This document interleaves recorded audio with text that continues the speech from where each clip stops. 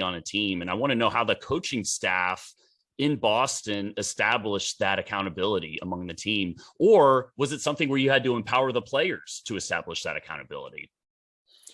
Well, ultimately, for it to work, there has to be self-accountability, right?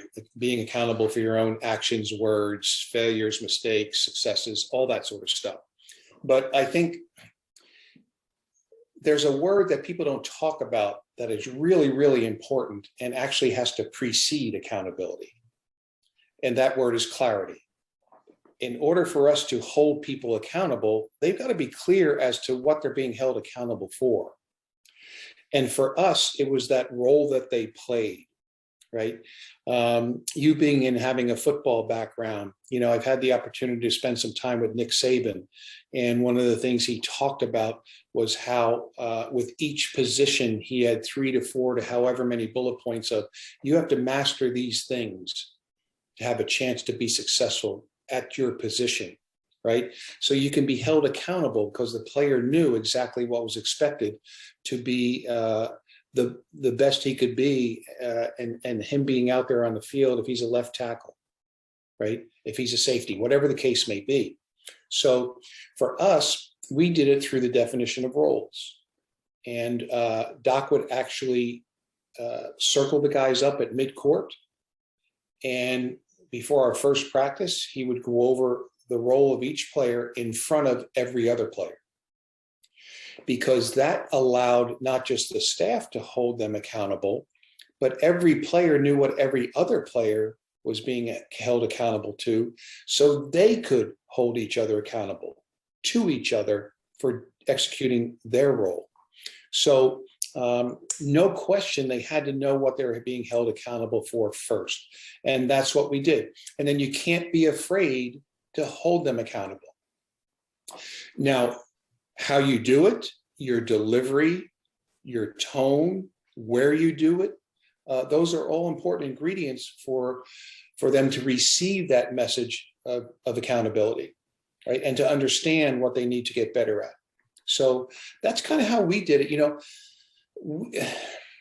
You probably read a lot as well, and there are some books you read and the words are so big and the paragraphs are so long. And at the end of it, you say to yourself, well, I'm pretty smart, but what did that person just say? So for us, we wanted to be we wanted to simplify our messages, because we believe that success lies in the simplicity. Confusion lives in the sophistication. Now, sophistication may look good at a clinic, but when you only have 12 seconds to correct something that's going wrong, you better be to the point, simplify it so that it can be understood, and then boom, that player's out and back in the action again. Coach, I could not agree with you more. And, in my football career, even the best offenses and defenses I coached on were the simplest defenses and offensive systems. They had the fewest amount of plays. And I think it speaks to what you just mentioned, where everybody understands what their role is. I don't have 100 plays I need to memorize. I have 15 plays. And if I get in the game, I know I'm either doing A or B. And I think that allows talented players to kind of unleash their abilities in a easier way for them, rather than getting maybe a little confused with, well, what am I supposed to drop to the hook in this blitz, or am I rushing the quarterback? So seen it in my career too. And I 100% agree with you on the simplicity front. Yeah, I think, I read a book one time that Darrell Royal, the old football coach at the University of Texas, authored. Yep. And he said, a hesitant athlete is a non-athlete.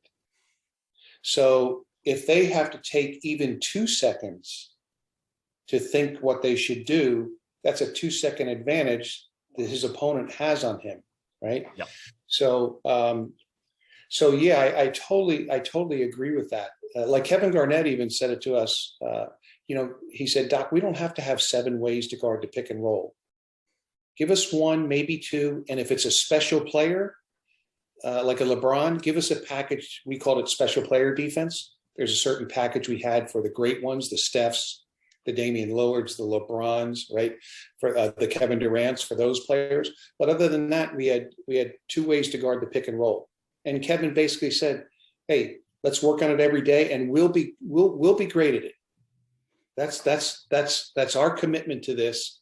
If your commitment would be, let's keep it to two, and let's be the best we can be at those two. And it turned out we were.